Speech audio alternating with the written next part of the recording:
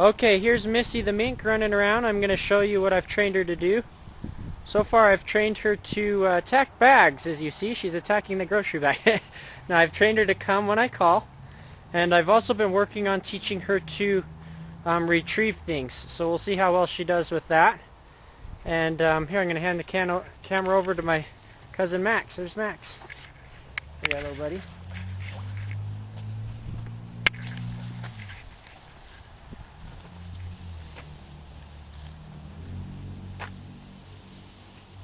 As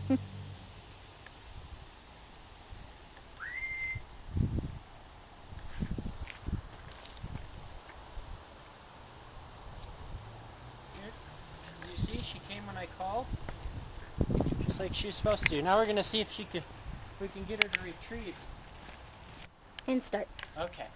Okay, today I'm going to show you guys how I trained Missy to retrieve her prey when she catches something. The problem I've been having is I'll take her out hunting and she'll catch a rat or a squirrel or whatever, and she usually catches it down in the hole or right by the hole. And once she catches it, if I'm lucky, she's right by the edge of the hole, I can pull it out. If I'm not lucky, it's at the very bottom of the hole, and I either don't know she caught it, or I know she caught it, but I have to dig it out. And it takes a good hour, 2 hours of digging and messing around to get it out. So it's been quite the pain in the butt. So I decided this is the first time I've tried this to teach her to retrieve. I first trained her to bring it to me, and that only worked inside. When I was outside, she was too excited and wanted to hide it under a shed or some hole. Her instinct to hide her prey was just too strong. So I decided I'm going to teach her to hide it here in her little pet carrier, so that when I'm out in the field, I can just bring this, and when she catches something, put it on the ground, and the goal is that she'll learn to hide everything in here, rather than just random places. So what I've done is, when I started out, if you see here, I'm going to take the camera for a second. If you see here, this is how her cage is normally set up. It's got, you know, little hiding spots all over. Well, when I started training her, I took all the hiding spots out so that the only hiding spot was here, the little kennel. So that when she wanted it, her instinct told her to hide her prey that she caught. The only place she had, the only option she had was the kennel. And so what I did was, I took a bird, you know, a duck or a rabbit or a rat or pigeon or whatever, and I chopped it up into little pieces, so it was really easy for her to eat. She didn't have to sit and gnaw on it and slowly chew it up. The bone and everything was broken into small pieces. She could easily crunch it down. And then what I do is, when she takes her prey into the box, I reward her 2 different ways. I'm going to give the camera back to Max here. I rewarded her 2 different ways. First, I rewarded her with the food, and then I rewarded her with allowing her to chase something else again. And what I did is, to kind of save me from having to kill like a dozen animals a day, which is, it's quite hard to get that many rats and pigeons and things like that. What I've done is I've created these little, like basically it's a fake hunt for her. It's a dead animal, fresh one. I've kept it in the fridge in between our little hunts. And I've got it on the end of the string, and as you see, I've got a pull. As you see, she's quite excited. She wants to chase this. And as soon as she catches it, if she takes it in the box, she's rewarded with food immediately. And then, as soon as she's done, chewed up and swallowed the piece of food I gave her, I get the second lure out. And this one I've got is a rat. It's on another pole, as you see. And I get the other one, and I let her chase it around.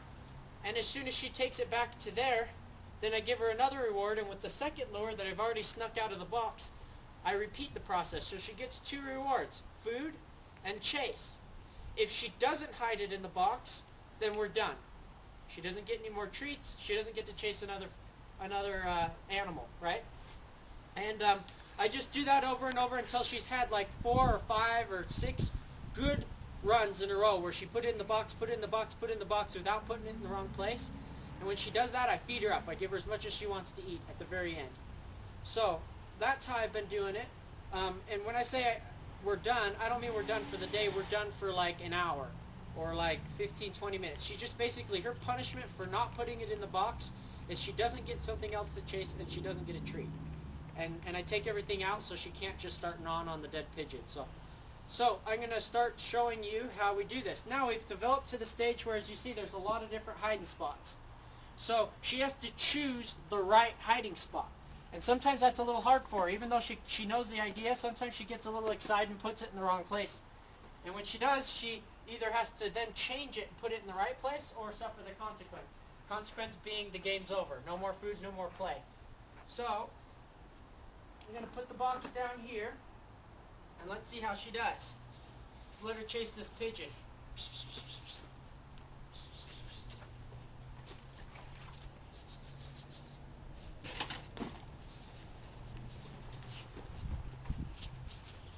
Sorry, Max, this is kind of hard to film, huh? It's good. I got it, as long as I'm far away from it. Oh, she got it. Now, let's see if she takes it to the right place. And sometimes I'll kind of thump on it so that it reminds her where the right place is. Good girl. Good girl. She knows, as you see, she knows what's coming. She knows, hey, food's coming. So she jumps right up on my leg. Okay, let's do another one. Now she gets a second reward, which is now she gets to chase the rat.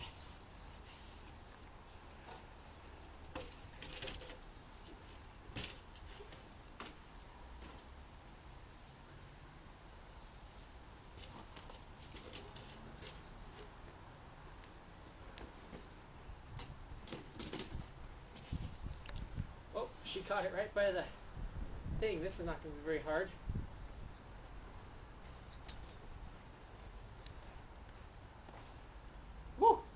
Almost took my finger. She's still pretty good. She got my finger, but she didn't get it hard. She let go and grabbed the meat instead. Now, as you see, I always want to think something to be hidden in the box. I don't want her to come back and have it empty. So, what I'm going to do is I leave one in there so that there's always something in the box. She doesn't come back to an empty box and realize I stole her prey. Because we want her to think of it as a safe place. So while she's chasing that, I quickly take out the lure. Come on, right place. Oh, and as you see, she just hit it in the wrong place. So, obviously, like I said online, we still have some work to do. And since oh, here she comes. Good girl. Good girl. You proved me wrong. Good girl. Did you see that? She pulled it out of the wrong spot and put it in the right spot. So that's the goal. And then the goal is eventually, I'm getting to the point where I'm going to do this outside is the next step. But for now, that's going to be the next step. See, I got to sneak this out. Oop. Well, I have her preoccupied so that I've got another lure to pull out when she catches this one.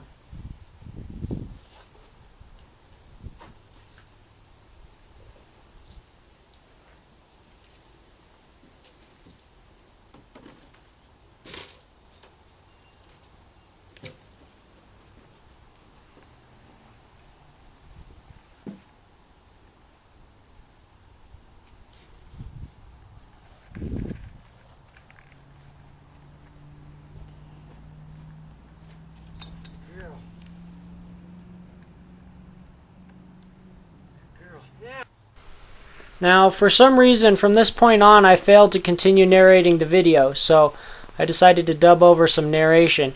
Here we'd stop the video and I'd move the box to a new location and then we started it again. So the reason why I did that, reason I moved the box around, is I wanted her to learn where, not necessarily where to go with the rat, but that she needed to find her carry box and put it there. So that it wasn't just a location in the enclosure she was going to, it was finding the box and putting it in the box. So she learned to search for the box, basically. At first, this was hard for her. She would take it to the original spot where the box used to be and be all confused and drop it or whatever. But eventually she learned she needed to search for the box. Now watch this carefully. Look how excited that mink is. Look how geared up she is to eat. And look, where are my gloves? I have none.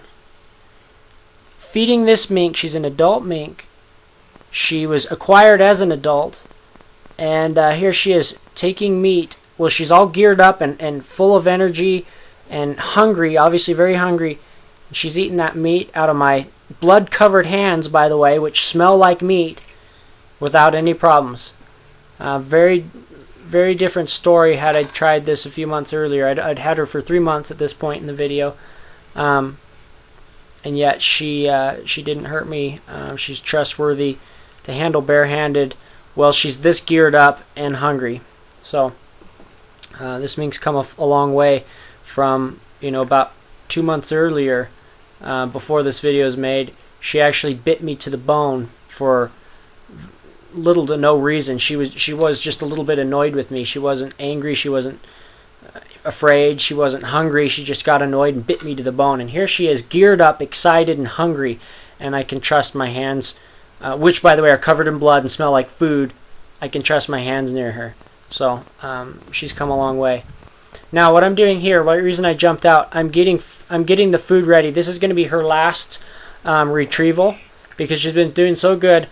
I just put all the food in a little dish so that when she retrieves this one last time, I'm going to give that dish. You'll see I get a little dish off the side of the pool, and I put it in the box. That way she can eat her fill. It's basically her reward for doing a good job. She gets all she wants. Each time she puts the rat in, previous to this, she just got a small piece of meat. But after this capture, you'll see, and retrieval, she's going to get a full meal. She'll get all she can eat, all she wants. And that's her reward for doing a good job. And now see, look, she doesn't take it back to the original location of the box. She searches out where the box is, and as you can tell, she remembered. She's not stupid. And she took it right to the box, and that's what I wanted. Good job. Good training session. Here she goes. She's got her dish. I'm going to put it in her box. She can eat up all she wants. She did a good job.